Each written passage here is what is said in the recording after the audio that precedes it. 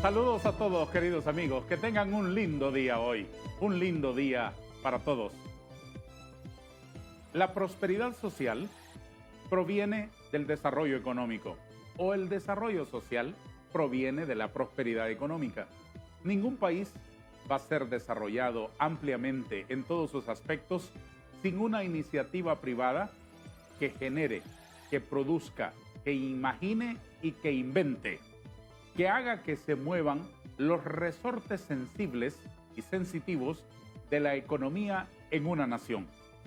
Esa premisa nos lleva a preguntarnos inmediatamente, ¿cómo es el clima para los negocios en Honduras? ¿Cuál es la atmósfera que rodea a un individuo o un grupo de individuos que deciden invertir, que deciden emprender, que deciden salir de su comodidad y llevarle a la sociedad el ofrecimiento de un bien o de un servicio? ¿Cuál es el ambiente y cuáles son las condicionantes de ese ambiente para que se desarrollen los negocios y venga la prosperidad económica y el desarrollo social a las naciones? Hoy hablaremos sobre ese asunto porque nos interesa el progreso integral de Honduras. Nos acompaña en nuestro plató en TV Azteca y tengo el placer de compartir con ustedes la presencia de un oficial de política económica del Consejo Hondureño de la Empresa Privada, el licenciado Obed García, a quien le doy la más cordial bienvenida. Gracias por estar aquí. No, gracias a usted por la invitación y pues aquí estamos para poder contribuir a conocer un poco más de estos temas, ¿no?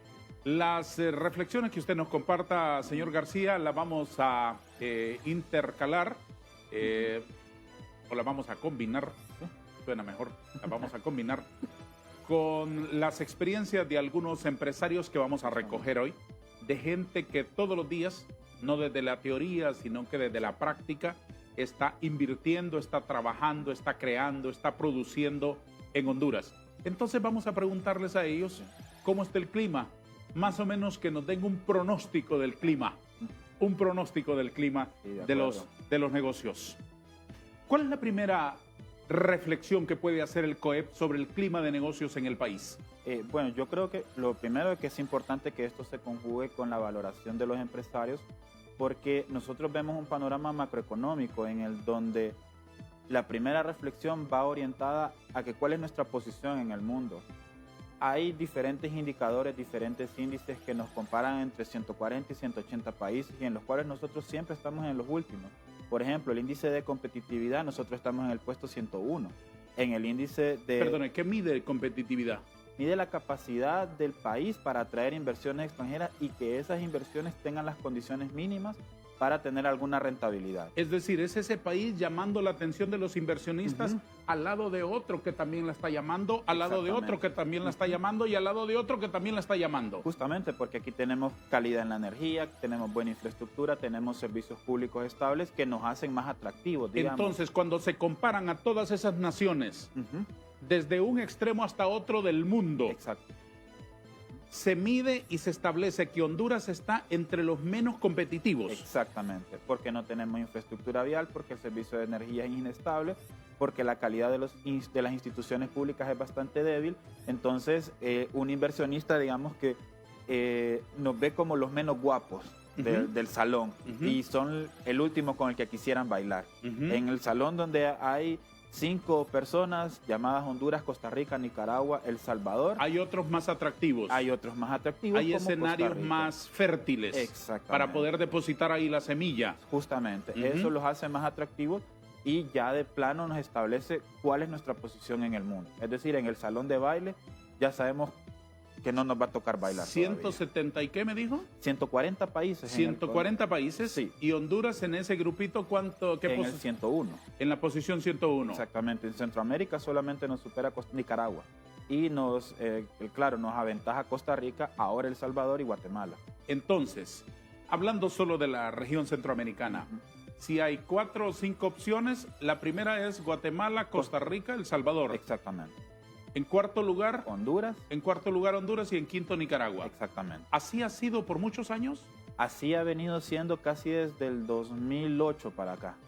Honduras se peleaba más o menos siempre el tercer lugar pero ahora incluso es posible que Nicaragua también nos aventaje. Además del factor de la competitividad, ¿qué otro indicador miden ustedes en el sector privado? Mire, nosotros tenemos, por ejemplo, lo cotejamos con el tema de la libertad económica, y eso ya se refiere más a un Estado de Derecho sólido, a un país donde se respete que el ciudadano establezca un negocio, y eso lo puede hacer con un buen sistema tributario, con acceso a la justicia y con otros diferentes elementos que le permiten tener esa libertad económica para desarrollar sus inversiones.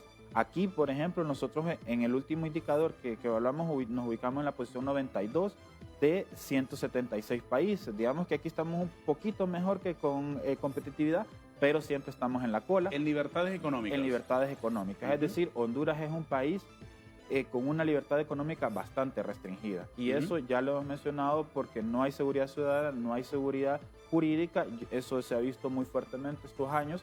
Y otra vez, en comparación con la región centroamericana, solamente estamos mejor que Nicaragua. Alternando con sus puntos de vista, vamos a recoger el testimonio de los que todos los días trabajan y todos los días invierten y todos los días saben que es sudar la gota gorda para poder producir en Honduras. Saludo a nuestros contertulios esta mañana que se unen a nuestra conversación. En el foro está con nosotros. Es un privilegio, señores, darles la más cordial bienvenida. Don Rubén Sorto, empresario y analista económico. Don Rubén, buenos días. Río.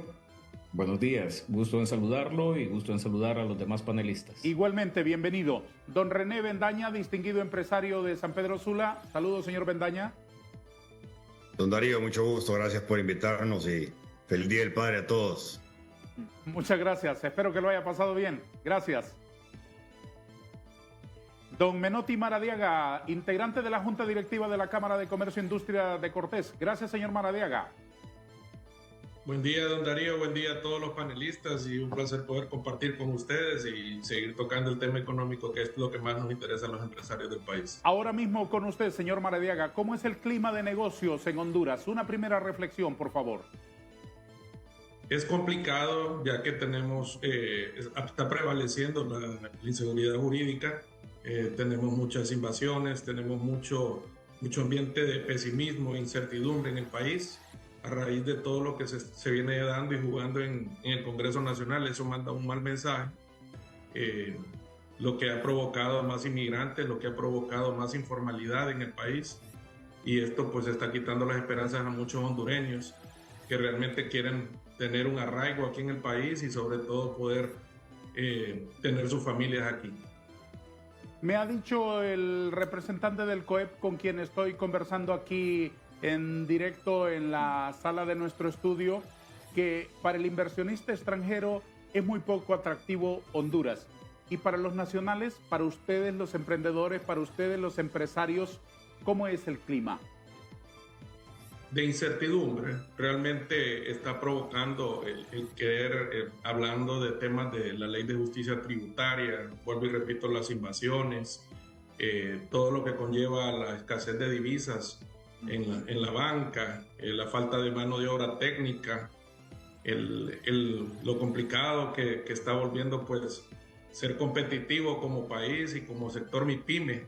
Realmente esto es lo que ha venido a provocar una masiva desilusión para todos los hondureños, y es donde nosotros pues como Cámara de Comercio y como empresarios le estamos apostando a un diálogo donde podamos ser sinceros, podemos dar soluciones, podemos trabajar en conjunto con el gobierno central y local para poder así volver más atractivo y con más esperanza a los inversionistas hondureños como a los extranjeros. Señor René Bendaña, y desde su experiencia como inversionista, como empresario, ¿cómo mide usted el clima para los negocios en este país? Bueno, ya lo han dicho los que me antecedieron, y es el factor más importante, el indicador más importante es un indicador cualitativo, no cuantitativo, que es el optimismo o el pesimismo.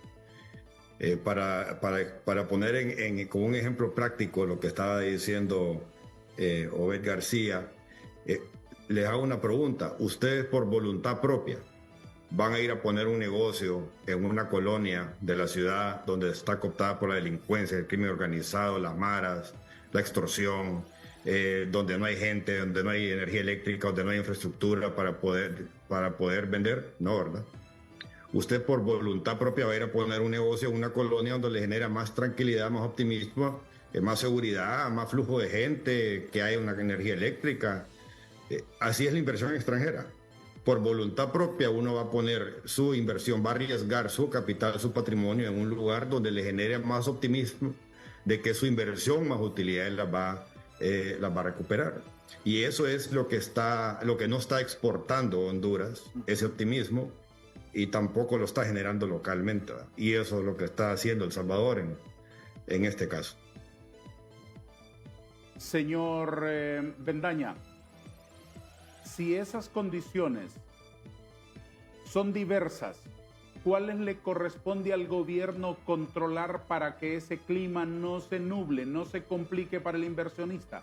¿Cuáles de esas condiciones para favorecer la atmósfera de negocios están en manos del gobierno? Es generar optimismo. Mire, don Darío, cuando hay una contracción económica, cuando hay una recesión, los gobiernos generalmente empiezan a sacar dinero barato para supuestamente activar la economía. Por ejemplo, los fondos de Banproy al 4%, al 7% para activar la industria en general. Ok. Entonces también, y las personas, los profesionales, al no encontrar trabajo, un ingeniero, en vez de querer ganar 50,000 lempiras, está dispuesto a ganar 30,000. Entonces, para un inversionista tenemos dos factores importantes, que es dinero barato y mano de obra calificada barata. Pero si aún así no estamos optimistas de que nuestro producto o servicio se va a vender por las condiciones del país, no invertimos.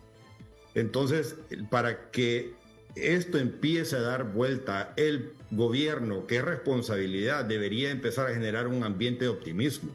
No ver esos temas en el Congreso, no ver esos temas en la Corte Suprema, no ver esos ataques, no ver esas luchas de clases, no ver todo ese tema.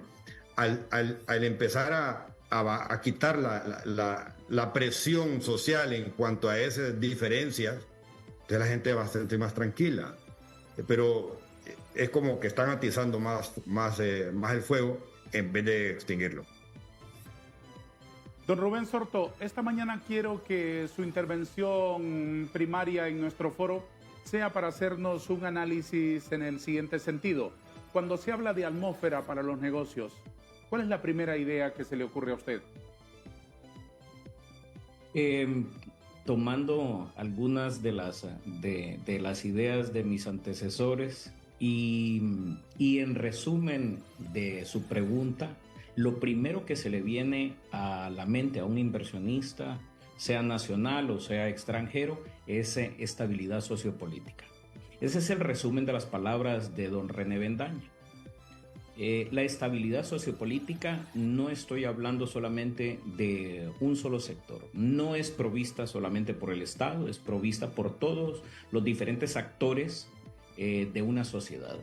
Sociedad civil, sector empresarial, sector académico, obviamente sector gubernamental, y debe de haber un mensaje al unísono, que ese mensaje se escuche no solamente a nivel local, sino que traspase nuestras fronteras y que sea reconocido un país, una nación, porque viva en relativa paz y tranquilidad. ¿Es eso lo que está transmitiendo Honduras? Esa sería una primera pregunta. Y lo segundo que se me ocurre, se me viene a la mente, también es un resumen de lo que ya mencionaba Menotti y René, el retorno de inversión. Más allá de que tengamos insumos de bajo costo, ya sea que tengamos acceso a recursos baratos o mano de obra barata, lo que busca un empresario, lo que busca un inversionista es retorno de inversión. Y ese retorno de inversión no siempre va atado, por ejemplo, a mano de obra barata o a dinero barato. No, va atado al nivel de productividad. Y ese nivel de productividad también está íntimamente relacionado a lo primero, a la estabilidad sociopolítica, al ambiente de paz. Vea, si fuese por materias primas baratas, por mano de obra barata, por energía barata, por dinero barato, Alemania no sería competitivo. Suiza no sería competitivo, Estados Unidos no sería competitivo. De acuerdo. Pero viven en estabilidad sociopolítica, en paz. Hay seguridad jurídica, hay seguridad ciudadana, hay paz.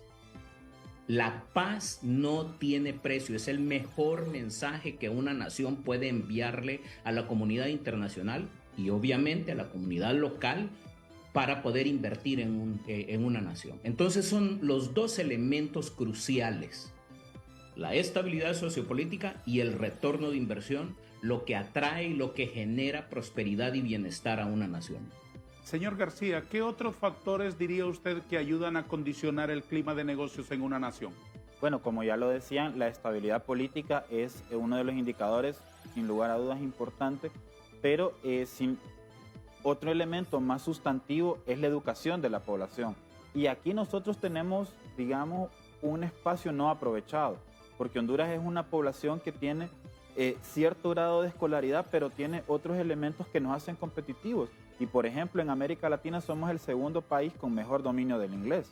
Eso nos hace atractivos para muchos inversionistas que incluso cuando estábamos en el Congreso defendiendo el tema del empleo temporal, insistimos en este tema. Si bien es cierto que la escolaridad ha sido rezagada, el manejo del inglés nos ha hecho atractivo para las inversiones y eso no se ha sabido utilizar. Entonces hay un contexto educativo y de calidad del personal que nosotros tenemos una población mayormente joven, medianamente educada, que se puede potenciar aún más y una calidad en el manejo de una lengua extranjera tan importante como el inglés, que viene, digamos, a posicionarnos en una mejor condición que los indicadores que estábamos viendo hace un momento. Señor Menotti Maradiaga, de la Cámara de Comercio e Industrias de Cortés, ¿qué análisis hacen ustedes sobre quién genera o quién puede alterar esos factores que enturbian el aire que respiran los empresarios privados? En primer lugar son los políticos y voy a ser muy directo. Esa inestabilidad que ha habido en la Corte Suprema de Justicia y en el Congreso Nacional ha mandado un mal mensaje. Si usted platica con la mayor parte de los empresarios y la población en general, hay un pesimismo en todo, hay una desinformación en todo. Entonces nosotros como hondureños y como empresarios lo que ocupamos es revertir ese pesimismo, dar ese grado de esperanza, y es en el que estamos trabajando como Cámara. Nosotros tenemos que buscar traer más inversión, darle la confianza al empresario hondureño para que el mismo empresario hondureño mande esa información a los inversionistas extranjeros. Estamos complicados porque entramos a un año político.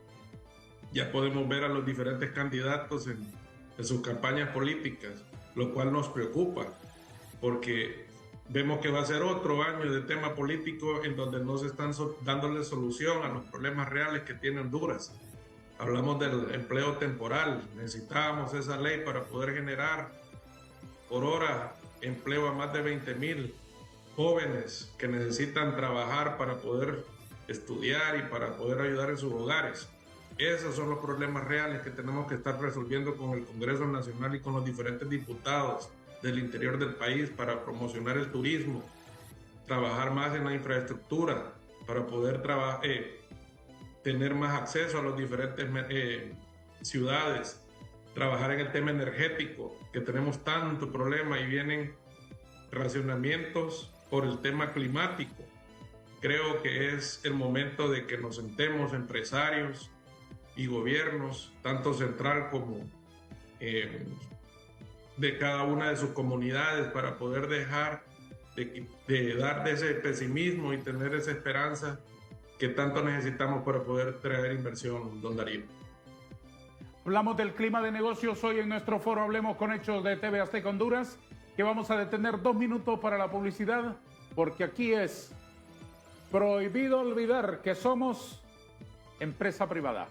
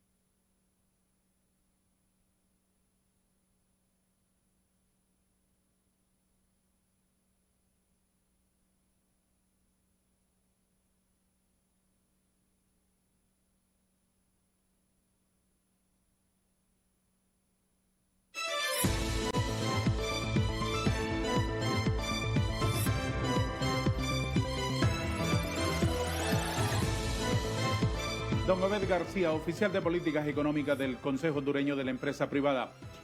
¿Qué otras políticas públicas se han dejado de tomar como decisiones para favorecer desde el poder a los que generan empleo y a los que invierten?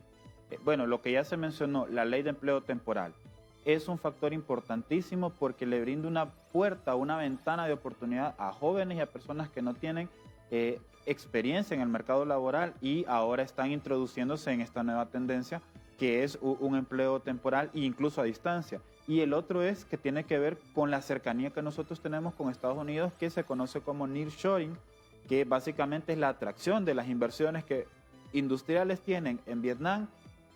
Una planta de producción de arneses, por ejemplo, la tiene en Vietnam. Y la tiene que meter al mercado norteamericano y tiene que recorrer 5.000 horas en un avión para podérsela llevar. Exactamente. Entonces, y en Honduras en 5 minutos está en Miami. Tenemos 3 horas en barco y es mucho más barato, menos costoso. Claro. México lo está haciendo. México está captando una cantidad de inversión que no tenemos idea. Aún Nicaragua tuvo un flujo de inversión de 1.200 millones el año pasado. Nosotros pudimos haber captado 1.300 millones según el BID. ¿Por qué no se hace? ¿Por qué no se hace? Básicamente porque seguimos, como ya decían los empresarios, poniendo los ojos en otras cosas. Estamos en discusiones estériles de reformas políticas que no nos han llevado a ningún lado. Nosotros le hemos insistido al gobierno desde el primer día, hay que establecer una agenda económica que nos permita conocer cuál va a ser la política de inversión, cuál va a ser la política para atraer capitales, para generar empleo. Hasta ahora no se sabe. ¿Con quiénes han hablado? Nosotros hemos hablado con el vicepresidente del Congreso, el doctor Hugo Noé, con la Comisión de Presupuesto también del Congreso Nacional de la República.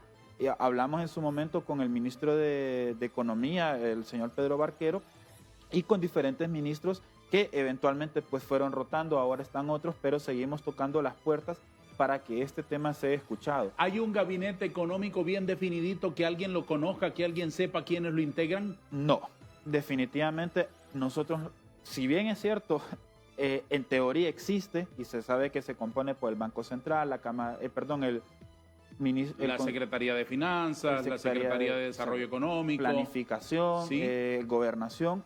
No se han reunido, no tenemos aún... ¿Esos nunca se reúnen? No, y lo peor es que no hay transversalidad en las discusiones. Es decir, si yo quiero hablar, por ejemplo, del desarrollo de vivienda como es hasta ahora, planificación no está involucrada. la Secretaría de Planificación no se pronuncia. Nosotros incluso advertimos cuando estábamos en el Congreso Nacional presentando el presupuesto, preguntamos, bueno, pero ¿dónde está planificación aquí? Entonces, ustedes perciben que no hay quien en el lado del gobierno esté haciendo un trabajo para propiciar un saludable clima de negocios. Exactamente, porque otra vez siguen combatiendo una fuerza que ya habían derrotado en las elecciones en el 2021, pero el futuro viene y el mundo se nos está cambiando cada momento, la economía mundial está cambiando. Y está cambiando vertiginosamente, incluso después de haber superado desiertos espantosos como la pandemia. Claramente. De hace 2 o 3 años. Sí. Dígame respecto a eso, licenciado García, específicamente. ¿Cuánta repercusión tiene en el clima de negocios todavía el hundimiento de la economía que significó la pandemia del COVID-19? Un retroceso importantísimo, pero más que Honduras por sí mismo, es lo que hicieron los países, Costa Rica y El Salvador, incentivaron la atracción de inversiones en tecnología. Inmediatamente después, cuando se abrieron las puertas a ponerse de pie y a trabajar. Exactamente. Eso no lo hicimos nosotros. No, nosotros seguimos atacando a la empresa privada, seguimos diciendo que las exoneraciones fiscales son un crimen, son un delito. En cambio, El Salvador dijo exoneraciones fiscales para las empresas que inviertan en tecnología. Y la tecnología, la inteligencia artificial, el trabajo remoto, hoy es la tendencia. Y Costa Rica y El Salvador lo están aprovechando a un nivel que nos va a dejar botados. Ahora que usted menciona El Salvador, déjeme preguntarle a don René Bendaña. Don René, ¿es cierto que a usted le simpatiza El Salvador como para ir a instalar una planta de producción? Sí, don Darío, efectivamente estoy haciendo las gestiones ya legales para trasladar la parte de producción a El Salvador. ¿Qué lo está llevando aquí, a eso? Porque mire, lo que hemos estado hablando, que el factor más importante de inversión es optimismo, desde el punto de vista cualitativo. Ya desde el punto de vista técnico, como dijo don Rubén, estamos hablando de rentabilidad. Y hay un principio básico en la ingeniería, que entre más automatizado está el sistema, menores son los costos fijos.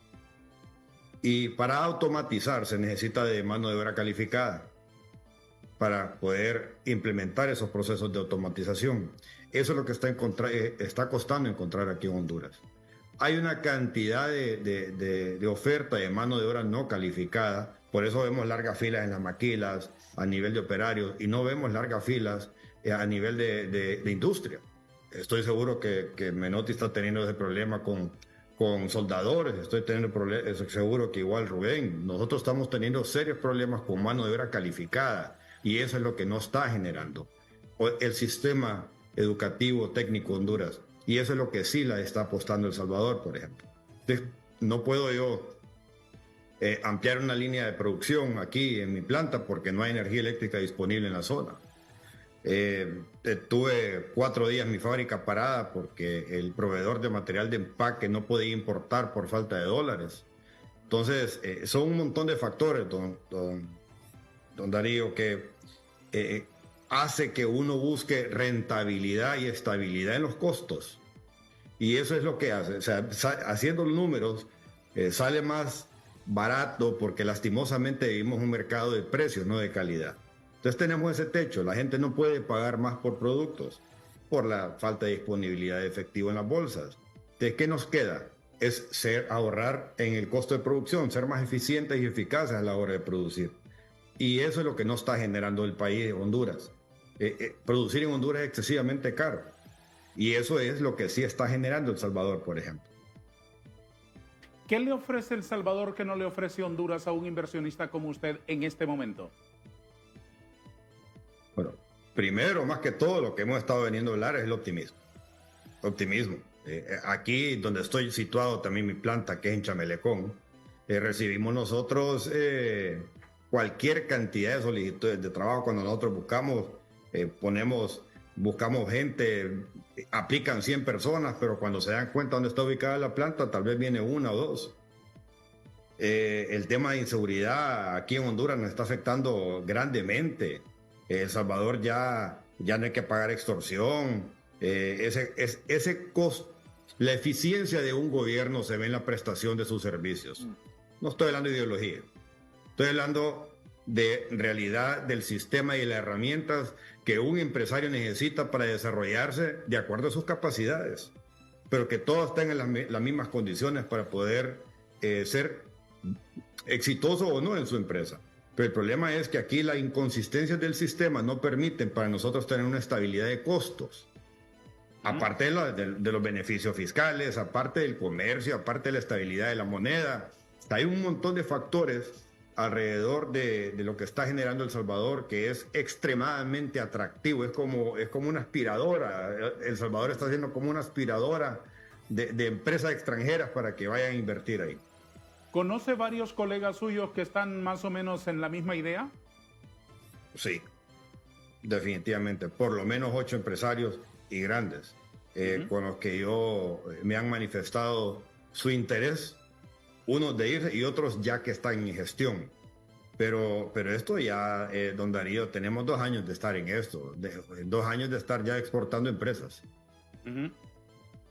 Quiero hablar con don Rubén Sorto para preguntarle cuáles de esos componentes del clima de negocios son los que les corresponde controlar al gobierno, señor Sorto. En primer lugar, priorizar la inversión en el tema educativo es de una responsabilidad del gobierno de la República. Y vea los impactos que puede esto tener a futuro, a los próximos 5 o 10 años, y visualizar y anticiparse a lo que está ocurriendo en el escenario global también corresponde al gobierno de la República. ¿Y a qué me refiero? Hace una hora, el gobierno norteamericano acaba de anunciar que otorgó a Intel, la empresa de semiconductores y de chips, $20 billones, $20 mil millones en subsidios y préstamos para financiar las nuevas plantas de semiconductores en Estados Unidos. Y esas operaciones, ¿qué impacto van a tener, por ejemplo, en Centroamérica? ¿Qué relación tienen con nosotros? Fíjese de que el gobierno salvadoreño, y ahí coincido con René, el gobierno salvadoreño se ha anticipado a esto. Visualizó esto que está ocurriendo en Estados Unidos desde hace 2 años y que el señor García denominó como nearshoring. El nearshoring sucedió exactamente inmediatamente al terminar la pandemia.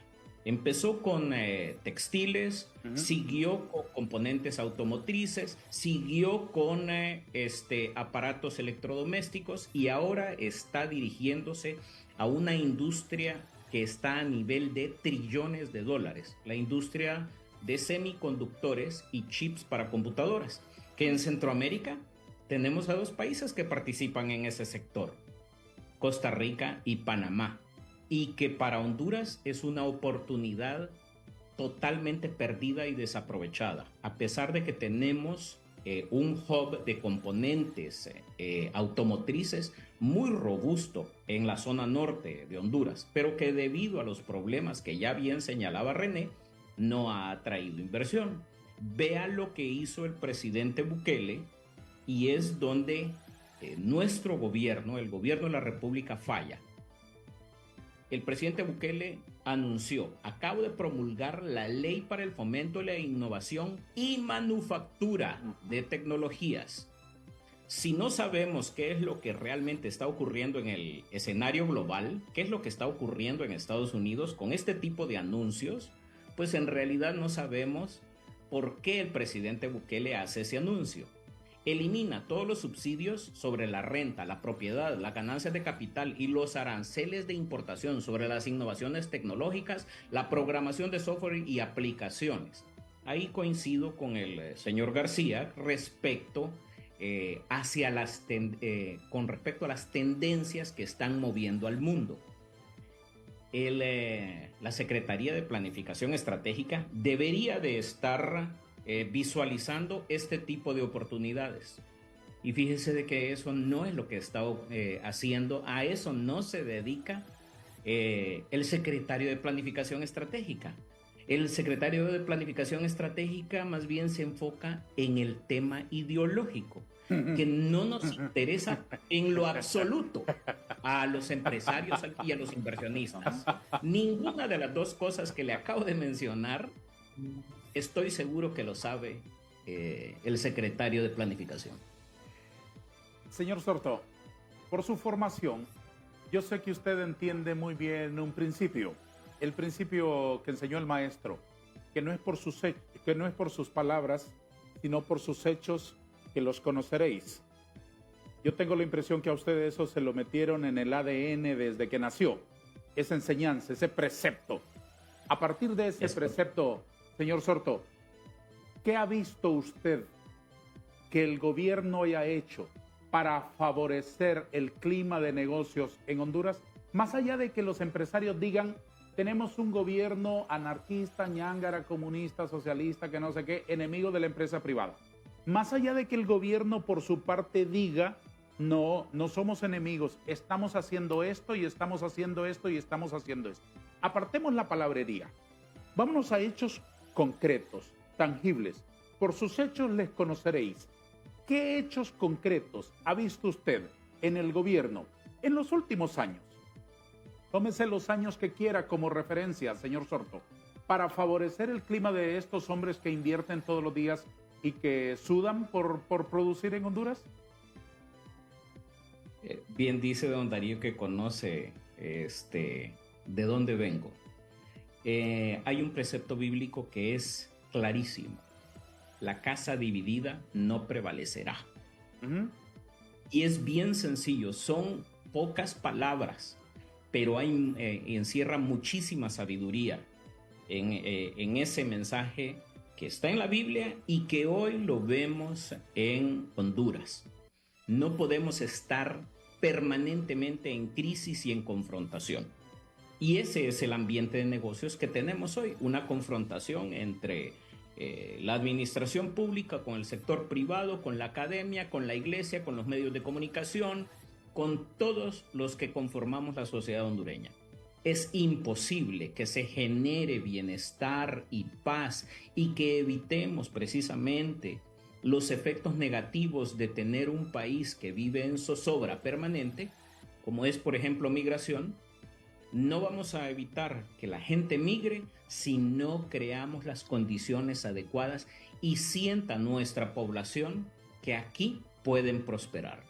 Las personas que migran porque Honduras no les ofrece las oportunidades para satisfacer sus necesidades básicas que tenemos todos los que estamos en este panel y toda la teleaudiencia. Techo, vestido, alimentación, salud, educación, seguridad, un trabajo digno y la posibilidad de escalar en la escalera social. Que en Honduras, si usted nace pobre, usted sepa que exista la posibilidad de que no necesariamente usted va a morir pobre o que sus hijos van a morir pobres. Si usted tiene la certeza de que puede salir adelante mediante el esfuerzo, mediante el sacrificio, entonces usted se va a quedar en Honduras. Pero si el Estado no prioriza educación y salud, definitivamente el hondureño voltea a ver hacia cualquier otro lado. No solamente no estoy hablando de los empresarios que volteamos a ver a otros países, sino al hondureño de a pie. El hondureño de a pie voltea a ver hacia la frontera norte y dice, en Honduras no existe la posibilidad para salir adelante. A eso se refiere Menotti, René, señor García, con respecto a optimismo. El estado de conciencia del hondureño tiene que cambiar y eso comienza por un estado armonioso de la sociedad hondureña. ¿Está de acuerdo, don Obed? Fíjese que aquí quisiera añadir otro índice más, el índice de progreso social, que básicamente mide justamente lo que decía don Rubén, la capacidad que yo tengo de progresar y ascender socialmente. ¿En qué puesto estamos? Otra vez en la cola, el 107. ¿De cuántos? De 169 países. ¿Esa medición quién la hace? Esta medición la hace justamente pues Social Progress Imperative, es una organización internacional que mide este tipo de indicadores que, en resumidas cuentas, es lo que dice don Rubén. Si yo nazco pobre, ¿puedo mejorar mi condición a clase media alta? No. Costa Rica, otra vez en la comparación regional, ¿en qué puesto está? En el 37. Es decir, en Costa Rica yo tengo una posibilidad inmensa y de diferentes oportunidades para que estudiando, para que trabajando yo pueda ascender socialmente. Pausa comercial. Siga aquí, por favor, en el foro de TV Azteca.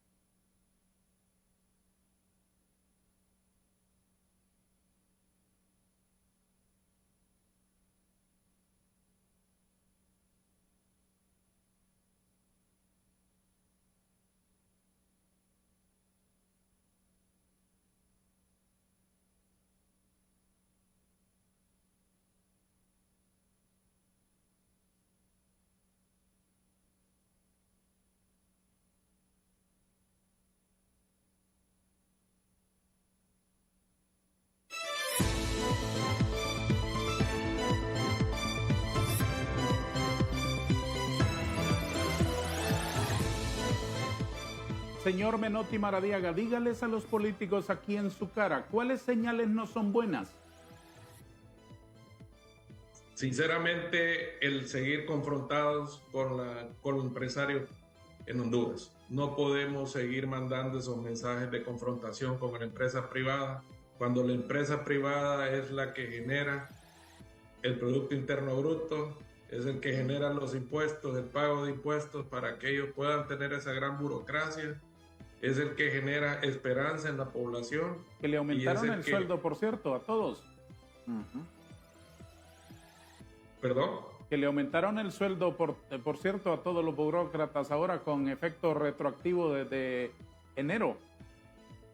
Por supuesto, y eso sale de los impuestos que pagamos los pocos empresarios que estamos en el sector formal, porque ahora en el país está más la informalidad, nos hemos vuelto un país consumista, hemos dejado de ser un país productor, y eso lo que provoca es preocupación. Yo escuchaba a René, el ingeniero René, decir que pretende salir del país. Imagínense cuántos proveedores micros y pequeños van a dejar de proveer y tener ventas aquí en Honduras, junto con las empresas que se van. Eso es un mal mensaje. Ahora tenemos una nueva ruta que hemos visto muchos jóvenes salir hacia España y hacia otros lugares, también en busca de nuevas oportunidades. Vimos los primeros meses del año bajar el ingreso de remesas al país, y todo eso pues viene a complicar, y es donde la empresa privada es el mejor aliado, puede ser el mejor aliado para el gobierno si de verdad quieren sacar adelante este país. Es muy simple lo que me dice el señor Maradiaga. Ustedes no quieren ayuda. Ustedes le piden a los políticos que con que no me friegue es suficiente. ¿Es así? Por supuesto. Y se lo decimos a empresas que tenemos más de 20 y 30 años de estar en el país. No somos empresas de maletín, que buscamos ser proveedores del gobierno. Buscamos generar producción para dar empleo. Muy bien. Aprecio mucho su enfoque y la densidad que tienen sus palabras. Ahora bien, ¿usted percibe, señor Maradiaga, que este gobierno tiene una agenda en contra de la empresa privada? Espero que no sea así. Espero que sea porque no estuvieron preparados para tener un gobierno y que nos vean como enemigos no es lo correcto cuando nosotros, cada uno de los empresarios y cada una de las personas que esté en este panel está dispuesto a estar en un diálogo. Todos los gremios, todo el pueblo de Honduras quiere entrar en un diálogo sincero y que tenga resultados inmediatos. Ya no tenemos tiempo para seguir esperando, tenemos que hacer las leyes que hayan que hacer, tenemos que hacer los trabajos que hayan que hacer, pero no podemos seguir dependiendo de que nos sigan tratando de una manera despectiva y sin tener la confianza de que vemos buenos hondureños, que creemos en el país y que queremos seguir pagando impuestos, porque eso es lo más importante. Me ha dicho don René y me ha dicho otro de los contertulios y hemos escuchado a lo largo de los últimos tiempos a los empresarios hablar de piedras enormes en el camino de los inversionistas como altísimos costos de energía, inseguridad jurídica, inseguridad ciudadana, altas cargas de impuestos, incertidumbre política y ese concepto tan amplio que expuso tanto don Rubén como don René en el sentido de la incertidumbre, la falta de esperanza para poder invertir. ¿Cuál es otra, diría usted, don Menotti, en el día a día, en lo que está usted trabajando, queriendo producir, queriendo hacer algo por el crecimiento económico y el progreso social de este país, que son otras piedras en el camino? La principal que está viviendo todo el sector MIPYME y principalmente la mediana y gran empresa es la falta de preparación de mano de obra técnica. Bien se decía al inicio de que estamos con mano de obra no calificada y hemos dejado de preparar. Los empresarios estamos preocupados porque pagamos mucho impuesto exclusivamente al INFOP y no sentimos esa retribución en mano de obra calificada. Somos los gremios los que estamos preocupados ahora por preparar mano de obra técnica y no es posible que no le demos esa oportunidad. Un ejemplo, don Darío, antes existían escuelas los domingos para costureras, para sastres, hoy ya no existen. Ya no podemos tener sastres, ya no podemos tener mecánicos, ya no podemos tener albañiles, ya no los encuentran, eléctricos. ¿No los encuentran? Hábleme de su experiencia, hábleme de su experiencia diaria. ¿Qué es lo que busca usted que no encuentra? Mano de obra calificada. ¿Pero en qué aspectos concretos? Soldadores. ¿No encuentra? No se encuentran electricistas y nos toca prepararlos, tenemos que estar invirtiendo. O sea, trae un muchacho y convierte usted su taller en una especie de escuela para él y empieza a enseñarle ahí para formarlo. Tenemos escuelas internas y todas las empresas estamos viviendo eso. Tenemos que estarlos preparando los fines de semana para que aprendan un oficio. Y lo prepara y probablemente en un año ese muchacho se le puede ir también. Ya se van. Créanme lo que soldadores con buen sueldo y mano de obra técnica con buen sueldo se están yendo. Pero no solo es por un sueldo. Somos el segundo país en la región con el mejor salario mínimo. Se van por todo el contexto que los abarca. Falta de una educación, falta de salud, falta de seguridad. Todos ellos, los hondureños, ya están viendo qué es lo que están gastando su dinero y no solo es en la canasta básica, es en salud. Ya no se encuentran ni en el seguro social. Las medicinas, les toca salir a comprar las medicinas. El que tiene un accidente en una moto le toca ir a comprar los tornillos y todo lo que necesita para la operación en una moto. Para la operación en una parte de su cuerpo. Creo yo que esa parte es la que tenemos que estar trabajando y entrar en ese diálogo franco. Sí, al hospital público y al seguro social ahora el paciente va a recoger una lista de cosas para llevar. Es decir, yo creo que sería mejor hacer una consulta por teléfono, ¿verdad? Llamar y decirle, fíjese que voy a llegar con este problema de salud, deme la lista de cosas que va a necesitar para pasar comprándole y llevándose. El hilo de la sutura, la aguja, la jeringa, el suero, la gasa, el mertiolate, el estetoscopio del doctor, la silla y el escritorio. Deme la lista y yo se la llevo. Yo creo que saldría muchísimo mejor. Una última inquietud en este aspecto, señor Maradiaga. ¿Siguen las empresas, sobre todo las MIPYMES, las medianas, bueno, usted me dirá cuántas, atadas a ese hilo satánico, a esa cadena más bien satánica de la extorsión? Por supuesto, el 80% de la micro, pequeña empresa que están en los barrios y colonias en todo el país está viviendo ese nivel alto de extorsión. Y ya no solo es extorsión, también estamos viendo las cadenas de muerte que se están dando en las diferentes ciudades del país. Eso prácticamente está ahuyentando a la mayoría de las personas. ¿Qué hacen las autoridades? Estamos en diálogo, estamos en constante comunicación. No, el diálogo no nos sirve, don Menotti. No me cuente esas historias, ya estamos grandecitos. Resultados, ¿qué hace concretamente la policía, por Dios santo, para proteger a la persona que trabaja en Honduras, hombre? Usted lo puede ver que no hay una solución inmediata y estamos viviendo las consecuencias día a día. Es una pesadilla para el que invierte, ¿o no? Por supuesto, por supuesto. Las cantidades de dinero que se están pagando entre impuestos y extorsión prácticamente dejan sin un capital de inversión a la pequeña y mediana empresa. Qué pesar. ¿Qué comentario tiene sobre lo que los empresarios viven todos los días, señor García? Mire, ahí hay dos cosas. Lo primero, sin lugar a dudas, es la inversión en mano de obra técnica.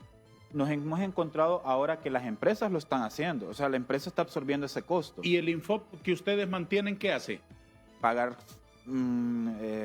a su élite, a su sindicato. No les está aportando lo suficiente. ¿Quién tiene un programa de capacitación en maquinaria pesada? La Cámara de la Construcción, no el Infop. ¿Quién tiene un programa de capacitación en uso de tecnología innovadora? Pero es que me está hablando, perdóneme, pero me está hablando don Menotti desde la experiencia diaria de obreros que no son, digamos, que no necesita ir a la NASA para estudiar. No. Está hablándome de sastres, de electricistas, de carpinteros, de mecánicos, pintores, de soldadores. Entonces, ¿qué tenemos? Dobles costos, porque estamos obligados a pagarle al Infop, pero yo también tengo que pagar esa capacitación. Sí, por eso, pero mi pregunta es en el sentido de ¿a quiénes forma el Infop? ¿Dónde están? Están en las caravanas migrantes.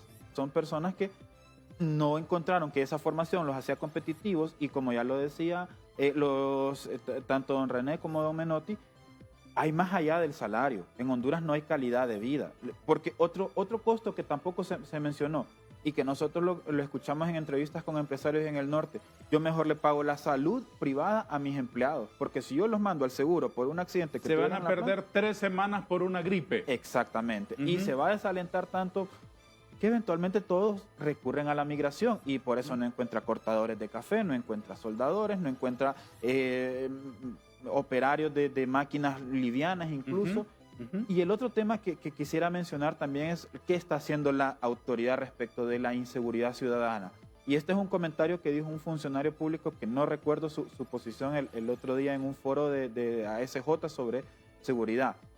Y había uno de que las denuncias por extorsión habían bajado y él dijo, es que estamos capacitando a la gente nueva que acabamos de colocar. Entonces por eso ellos no entienden todavía el proceso de recepción de denuncias, pero cuando termine eso, vamos a empezar. Entonces, es como que usted vaya al médico y el médico le diga, fíjese que es que el anterior dejó un escritorio que no me gusta.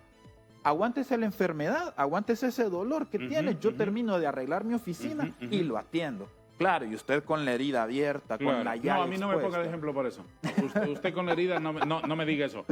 Menciona a cualquier otra persona. Está bien. A ver, sí, ¿sabe qué cosa le voy a contar? Que me cuesta creerla. No, me cuesta creerlo, pero lo escuché. ¿Sí? De un empresario que fue a someter al conocimiento de la policía una denuncia por extorsión. Y la policía, ¿sabe qué hizo? ¿Sí? Según esa versión, llamar a los extorsionadores por una videoconferencia. Imagínate. Y decirle, aquí está este señor al que usted está extorsionando.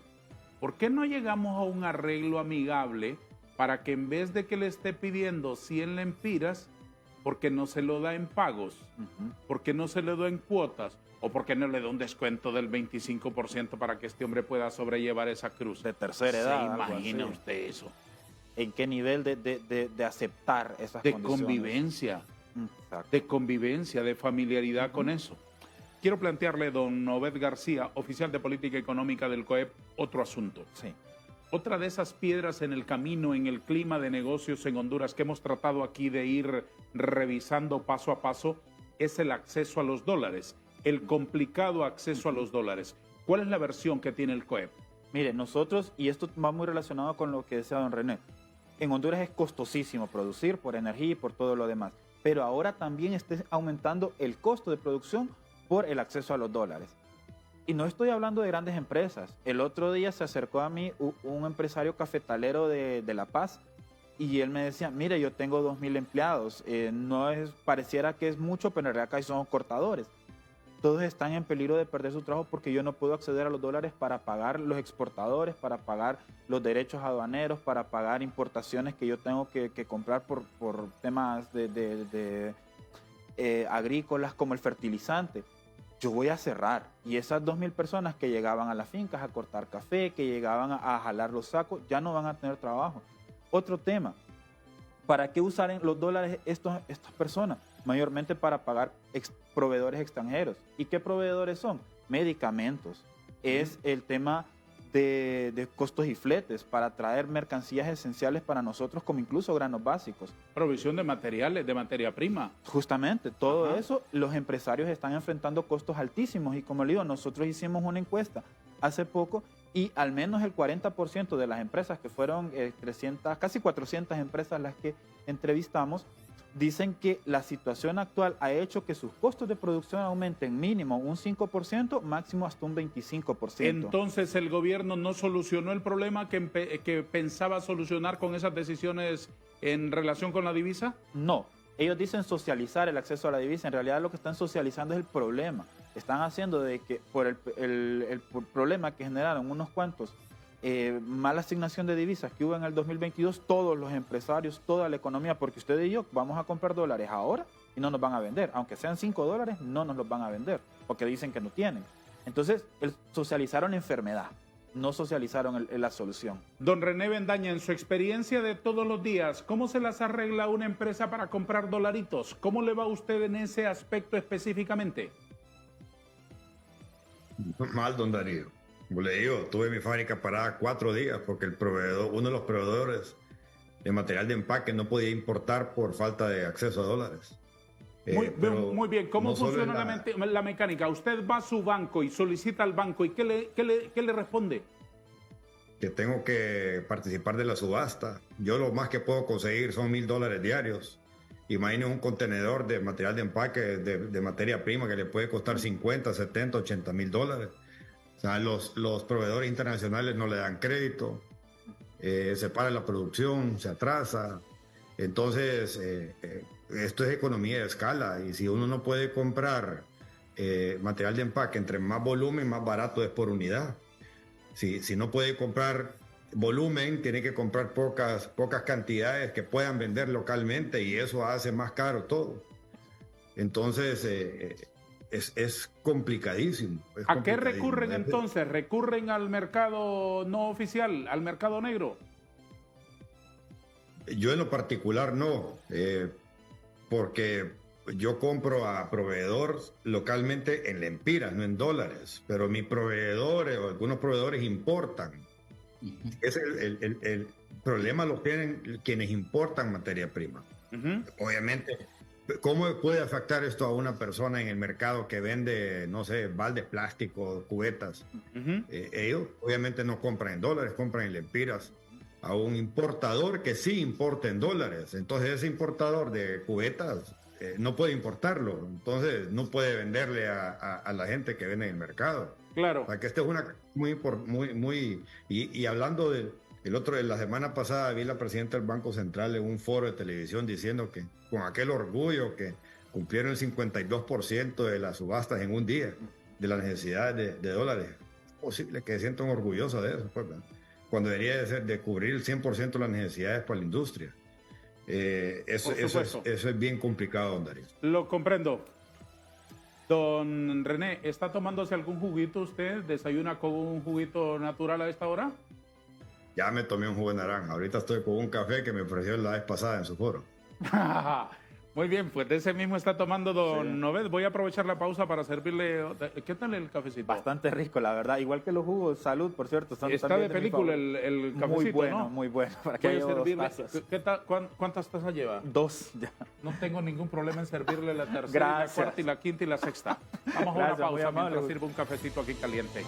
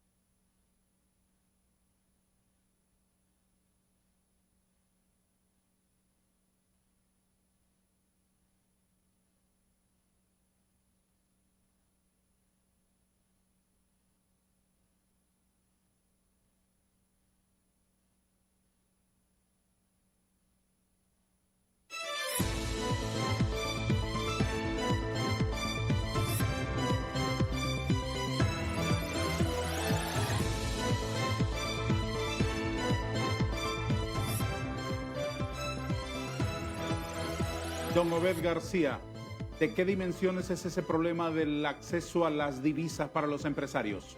Bastante graves, mire. Alrededor de 6 de cada 10 empresas que nosotros entrevistamos dicen que tuvieron que haber renegociado el pago de proveedores, es lo que decía don René.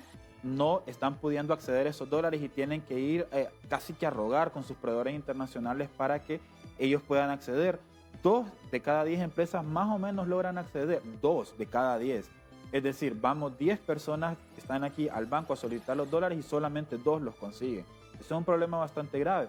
Pero hay otro problema fundamental que está a largo plazo y nadie lo está queriendo decir. El Empira más o menos se venía deslizando frente al dólar en un 2% anual. Estamos hablando más o menos de que 20 centavos que se devaluaba el Empira antes de la pandemia y llegamos a 23, 24 y no había muchas fricciones en la economía. Después, por el tema de la pandemia, se logró estabilizar e incluso hubo una revaluación cuando llegamos a 23 lempiras por dólar en el 2021 y a partir de ahí se ha quedado en 24,60 estable. El problema es que aquí tenemos como que estemos inflando una bomba con agua y la queramos mantener y seguirle metiendo aire, pero que la bomba no crezca. Eventualmente eso va a reventar.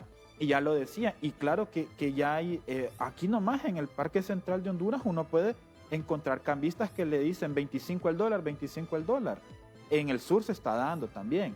Claro que es un mercado, como lo decía don René, que los empresarios no pueden acceder porque con esos dólares no es que puede ir a los proveedores, eso es ilegal.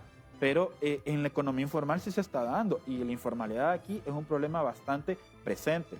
Pero ¿qué va a pasar entonces a largo plazo cuando el Empira ya no aguante y por el incremento de la demanda de dólares, que se nos va a venir un tipo de cambio de 26 lempiras por dólar. ¿Qué es lo previsible? Lo previsible, en el mejor de los casos, es que el Banco Central liberalice un poco la subasta de divisas y por lo menos mantenga un esquema como el que tenía antes, 70% el Banco Central, 30% las casas comerciales y la devaluación programada más o menos del 2%, que nos permitiría que cerrar el año con un 24,80 el Empira, 25 el otro año, y así una evaluación suavizada, digamos, para que no se sienta el impacto. Pero si la seguimos reteniendo así, esto no se va a mover, en algún momento eso no va a aguantar y se nos va a venir una devaluación de 2, 3 lempiras de un solo, como pasó en el 2011, por ejemplo, cuando se mantuvo en 19 con 18 por 3 años y después se aceleró la devaluación hasta como el 2016, que se estabilizó más o menos en el 2% que mencionaba hace un momento. Don Rubén Sorto, ¿qué consejos le daría usted a los responsables de tomar decisiones en este país para mejorar el clima de negocios, escuchando a sus colegas y desde su propio conocimiento? Para contestar esa pregunta, Darío, voy a tomar el cuestionamiento anterior. Mire, el tamaño de la presa de dólares, o sea, de la necesidad de dólares en este momento, ronda alrededor de los 600 millones de dólares. Ese es el tamaño de la presa. Ahora, vámonos a la respuesta de lo que usted me está consultando en este momento. Lo que está ocurriendo en el país es que hay una desarticulación en la estrategia de país. ¿Y a qué me refiero con esa desarticulación? No estamos preparando recurso humano, capital humano, para entrar en el mercado laboral. De hecho, hay más de 1 millón de ninis que no estudian ni trabajan, jóvenes que yo pudiese denominarlos como una generación totalmente perdida. Eso ha sido consecuencia de malas administraciones, consecuencia de la pandemia y de esta desarticulación a la que me estoy refiriendo. ¿Por qué hay la denomino desarticulación? Porque no hay un interés real en atraer y generar inversión, atraer y que quede la inversión en el país, ni en el sector nacional ni en el sector internacional. Entonces, ¿y cuál es el interés? El interés es que hayan más migrantes. ¿Por qué? Porque ellos generan 9,000 millones de dólares en remesas anualmente. ¿De dónde viene la escasez de dólares? La escasez de dólares viene y está causada por esa misma desarticulación y esa misma mala estrategia y desempeño económico-financiero. Bien decíamos al inicio de que el gabinete económico brilla por su ausencia. Cuando usted utiliza reservas internacionales, porque eso es lo que ha estado ocurriendo, las reservas internacionales al inicio de esta administración eran de 8.600, 8.700 millones de dólares. El día de ayer cerraron a 7.100. La administración central, esta administración ha estado tomando reservas para financiar supuestamente la generación de empleo, construcción y agro. Sin embargo, si usted toma esas reservas no para preparar capital humano, sino para generar empleo, que es una medida temporal, eso tarde o temprano en lo que va a derivar, eso en lo que está ocurriendo, escasez de dólares, y genera incertidumbre y zozobra. Se estima que durante los últimos 2 años han salido de Honduras más de 1.500 millones de dólares de inversionistas locales y foráneos que han retirado sus capitales del país. ¿Por qué? Porque hay un ambiente de confrontación y de zozobra que ya lo hemos discutido durante el programa. Entonces, si usted me pide consejo, ¿qué consejos le daría yo? Empezando por la administración pública, tiene que cesar este ambiente de confrontación en contra de la empresa privada. La empresa privada no es el enemigo. El enemigo de Honduras es la pobreza, el enemigo de Honduras es la inseguridad, el enemigo de Honduras es la corrupción. Esos son los enemigos verdaderos. Y en eso deberíamos de estar concentrados. Pero como nos ven como enemigos al sector generador de empleo, al sector privado, entonces usted tiene un choque entre estas placas sociales. Lo que se provoca y lo que se busca es que haya un choque entre el generador de empleo, el inversionista, el patrono, con el trabajador, y que se diga el empresario es explotador, no paga impuestos, no genera empleo, este es el enemigo. Y eso no es lo correcto. Entonces el primer consejo sería para la administración pública, para la presidenta de la República, para su equipo de gobierno. No podemos estar en esta confrontación permanente. Y el segundo, que sí es un consejo para el empresariado. Tenemos que volvernos resilientes e invertir ya no en producir materias primas. René es un ejemplo de ello. René no produce una materia prima. Él transforma materias primas en un producto de valor agregado. Y es una marca que hoy traspasa nuestras fronteras. Él genera dólares. De hecho, corregime, René, pero hasta donde yo tengo entendido, tu mercado ya no lo estás viendo como el mercado hondureño, sino un mercado centroamericano, un mercado mexicano, un mercado norteamericano. Este servidor, yo no volteo a ver y no exporto materias primas, a pesar de que estoy en el sector cafetalero. Busco darle valor agregado con productos sofisticados y de más alto valor que seguir exportando café oro, que es el modelo tradicional. Entonces el segundo consejo es volvernos más sofisticados en nuestra oferta. Valioso. ¿Y usted, don Menotti, qué le aconseja a los que toman decisiones en este país para mejorar el clima de negocios? Tener personas como don Rubén Sorto en un gabinete económico como parte de una asesoría de la empresa privada, tener buenos empresarios, tener a un Santiago Herrera del COEP, tener economistas y personas preocupadas por desarrollar el país, que vengan a trabajar con un gabinete económico de verdad, que venga a proporcionar a la empresa privada, no solo a la grande, sino que a la micro, pequeña y mediana empresa, todas las herramientas necesarias para volvernos un país productivo y desarrollar no solo en Honduras, sino que a nivel centroamericano todos los productos hechos en Honduras. Fomentar el consumo local, pero que el ejemplo lo dé el gobierno, que deje de estar trayendo constructoras a hacer los hospitales de otros países.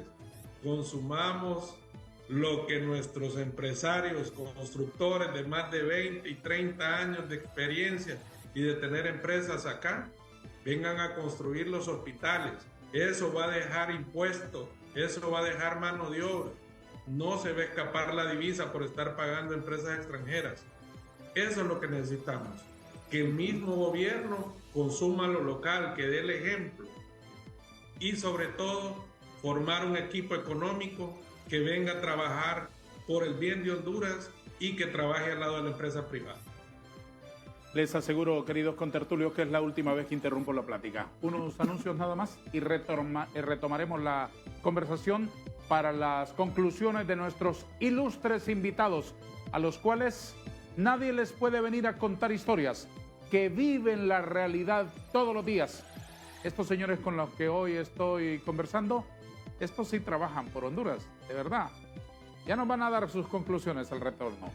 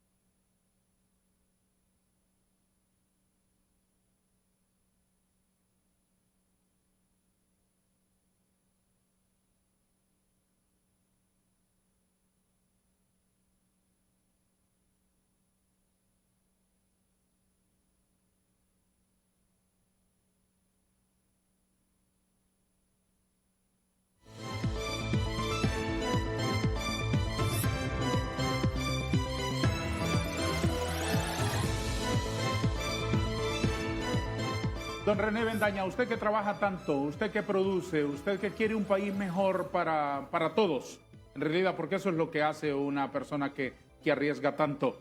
¿Qué lista de tareas por cumplir quiere proponerle desde el sector privado a los que toman decisiones políticas, económicas y estratégicas para mejorar el ambiente de negocios en Honduras? Mire, don Darío, yo lo haría en 2 etapas. Y tengo que utilizar Salvador porque ese es el ejemplo que tenemos. Primero, deberían de dejar de vender esperanza a los políticos, que es el único producto que todavía tienen, que la gente sigue comprando, y que accionen. No es cierto que necesitamos generaciones para cambiar un país. Bukele nos ha dado un ejemplo que en 4 años ha transformado en el país con acciones concretas y atacó lo más importante, que es la inseguridad. El Salvador generaba casi 500 millones de dólares al año en extorsión. Según algunos dicen que aquí en Honduras anda alrededor de 250 millones de dólares al año. Entonces, primero, atacó el tema de inseguridad para empezar a generar este ambiente de optimismo. Ok, ya una vez eso, pero de manera paralela, es de empezar a incentivar la producción. Que el país deje de ser un país de consumo y se convierta en un país de producción también. Aquí se subsidia el consumo, pero no se subsidia la producción. Se subsidia el consumo de energía eléctrica para personas de escasos recursos, pero no se subsidia la energía eléctrica para producir alimentos para esas personas de escasos recursos. El sistema financiero está orientado al consumo, no a la producción. Y no es culpa del sistema financiero, sino que es por temas de regulación, que ahí Darío me puede explicar mejor. Porque es considerado riesgo invertir en el agro. ¿Quién le va a prestar para un pozo de agua? Nadie. ¿Por qué? Porque puede que encuentre agua y puede que no. Pero la verdad es que tenemos un país sumido en inconsistencias del sistema y que está orientado al consumo. Vaya a comprar un televisor a una casa comercial por 50,000 lempiras y una persona sale con ese televisor. ¿Y cuál es la garantía? El mismo televisor. Vaya al sistema financiero a conseguir 50,000 lempiras para poner un puesto de comida. No se lo dan. Estados financieros, tienen que estar formalizados, tiene que, o permiso de operación, declaraciones fiscales, avales. Lo mismo 50,000 lempiras. Entonces, uno es acciones puntuales, y eso es con voluntad política. Es como Bukele. Está bien que tengan su ideología y que inyecten a su gobierno la ideología, pero este es un proyecto de país, no de un partido político que deberían de considerar. Eso digo yo, que son 2 etapas que deberían de tomar puntualmente para corregir el rumbo de este país. A manera de conclusión, don René, ahora se han disparado ya la salida de un montón de candidaturas presidenciales. Don Menotti nos decía en los primeros segmentos de nuestra conversación que viene una feria política por todos lados. Todos los partidos, en cada partido 10,000 movimientos de gente hablando de política y hablando de política, y casi nadie hablando de desarrollo. Casi nadie hablando de resolver los problemas que venimos cargando desde hace 200 años, casi nadie planteando estrategias, casi nadie planteando soluciones. ¿Qué consejo quiere darles usted a los políticos, si es que les quiere aconsejar algo, o a los ciudadanos, para que sepamos elegir, para que sepamos discernir muy bien, para decidir el futuro de este país de una vez por todas? Muy brevemente, señor Bendaña. Es que el problema no es tanto de la oferta de candidatos políticos, sino que el tema del sistema, que seguimos yendo a votar personas puestas por dedo por los dueños de los partidos políticos y los movimientos, a conveniencia de seguir manteniendo esa casta, ese status quo. Entonces vamos a las elecciones a elegir lo que nos imponen, a conveniencia de ellos, no a conveniencia del país. Entonces, si algún político quiere, o una persona individual quiere salir adelante, es que presente propuestas en base a desarrollo del país, no en base a desarrollo de una ideología ni un partido político. Don Menotti Maradiaga, desde la Cámara de Comercio e Industrias de Cortés, ¿qué le piden al liderazgo de este país con vistas al futuro? Primero, que piensen en ser humanos. Los hondureños necesitamos que nos vean como seres humanos, como personas que queremos el bien para nuestro país. Le hablo por todo el emprendedurismo, por todas las personas informales que tienen que vivir el día a día y que no tienen sueldos dignos, que no pueden contar con un acceso a la salud. Vean lo que está viviendo el hondureño de a pie, el hondureño del día a día. Por favor, dejen de estar regalando dinero, porque eso no viene a generar un arraigo, no viene a generar una esperanza, viene a solucionarles el pan de cada día. Como empresarios, les estoy mandando un mensaje claro: necesitamos sentarnos con los líderes económicos, trazar una ruta lo más pronto posible con quick wins, en donde nosotros podamos tener esos resultados de primer nivel y que vengan a impactar en el hondureño de a pie y en la empresa privada en general. Señor Sorto, ¿y usted qué quiere recomendarles? En línea con René, yo creo que debe de haber una ruta trazada. ¿Dónde vamos a estar dentro de 5, 10, 20 años como país? Si no tenemos esa visión, si estamos más preocupados, si la clase política de este país está más preocupada por las próximas elecciones y no por las próximas generaciones, las cosas no van a cambiar, no vamos a tener nación. De hecho, hay algunos estudios y algunos pensadores que hace 20, 30 años dijeron que Honduras se iba a dejar de existir como nación para el año 2050. Debemos de preocuparnos como nación porque tengamos país, porque tengamos patria para las próximas generaciones y dejar de pensar en las próximas elecciones. Gracias, señor Sorto. Don Rubén, ¿tiene otro nombre usted o solo Rubén? Rubén Darío. ¿Por qué no lo usa? ¿Y por qué lo esconde tanto siendo nombre de rey? Le estoy dejando ese privilegio a mi anfitrión esta mañana. Así le llamaré de hoy en adelante. Don Darío Sorto, gracias por esa magnífica reflexión. ¿Qué conclusión quiere dejarnos don Obed García esta mañana? Mire, yo creo que aquí hay que también establecer que la mano de obra de calidad no solamente es para el sector privado, el sector público también lo necesita. Y esto hago énfasis porque la mayor parte de los problemas en Honduras también se explican porque las instituciones públicas no tienen mano de obra de calidad. Más se colocan ministros porque anduvieron con banderas atrás de un partido o de una persona caudillista que por sus capacidades técnicas para gestionar el sector, como no sé, energía, aduanas, rentas, hacienda, todos estos que son importantísimos para propiciar el clima de negocios. Lo otro es que nosotros como empresa privada seguimos abiertos al diálogo, nosotros somos muy propositivos, incluso cuando empezó este gobierno nosotros nos sentamos con el entonces ministro de Economía planteando decretos para reactivar el sector turístico en el 2022, se engavetaron lamentablemente, pero a partir de ahí seguimos mostrando nuestra buena disposición para que el gobierno pues entable un diálogo constructivo, porque al final hondureños somos todos, tanto ellos como nosotros vivimos en este país, y como lo fue con el presidente Mateo Yibrín, lo es ahora con la presidente doña Anabel. Estamos dispuestos a trabajar con el gobierno de la mano, propiciando condiciones para generar empleo, para atraer inversiones que nos benefician a todos. Nosotros como ciudadanos tenemos mejores condiciones de trabajo y el gobierno recauda más tributos por la mayor actividad económica. Entonces es un círculo virtuoso para el beneficio de todos. ¿Tiene usted idea de que el Congreso está próximo a aprobar la ley de las reformas tributarias? Fíjese que sí, se ha mencionado de que se va a discutir en el mes de abril de este año.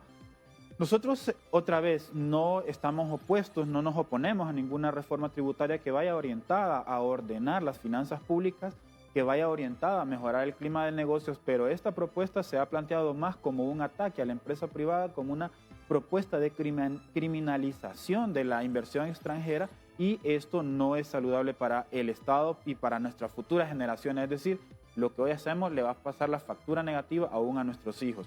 Nosotros propusimos, hicimos comentarios en el Congreso Nacional, en medios de comunicación también presentamos nuestra propuesta, apoyamos otras propuestas de otros sectores porque creemos que en el diálogo pues se encuentra en la multitud de consejos está la sabiduría, también dice la Biblia. Así es. Y lo otro es... ¿Y eso que ustedes propusieron fue recogido? ¿Está en el dictamen? Eso es lo que le voy a mencionar. Nosotros es preocupante porque hasta el momento no se sabe cómo está el nuevo proyecto.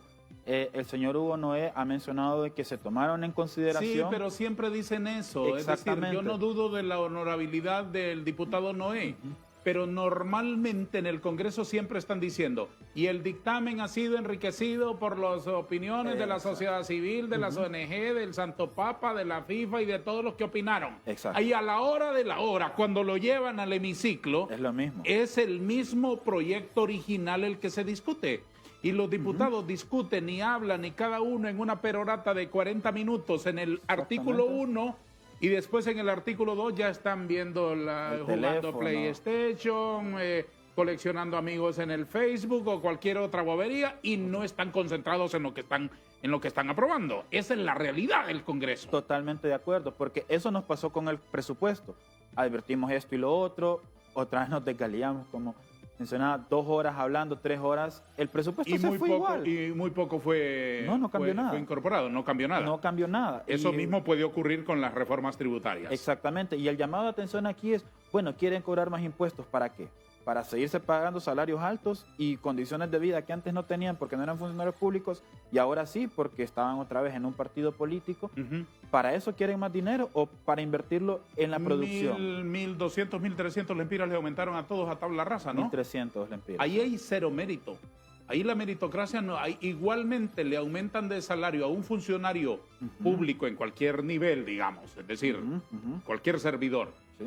No al grandote, aquel encorbatado, sino que a cualquier trabajador del gobierno que trabaja con eficiencia, que es puntual, que es bueno, que es inteligente y que resuelve. Exacto. Igualmente le aumentaron a la secretaria, al otro señor vago, aquel que solo llega a leer el periódico, bueno, ahora no lee el periódico, lo que hace es Revisar Twitter. a tomarse fotos, a peinarse, a maquillarse, a pintarse las uñas y a hacer nada y a usar Twitter para estar ofendiendo gente.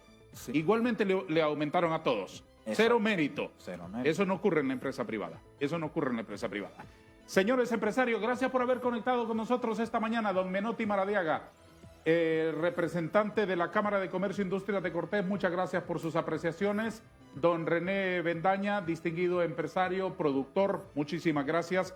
Y don Rubén Darío Sorto, gracias a ustedes por sus valiosos aportes a nuestro foro en TV Azteca. Que tengan un lindo día, muy productivo y que la gracia del Señor se deposite sobre ustedes. Gracias. Muchas gracias. Muchas gracias, señores. Don Obed García, gracias a usted también por haber estado con Un nosotros. gusto. Le deseo servirle. muchísimos éxitos. Gracias, igual para usted. Que mejore el clima de negocios en Honduras. Con Eso este esperamos. manojo de ideas lo dejamos en la conciencia de todos en el foro que llega a su minuto final. Gracias y adiós.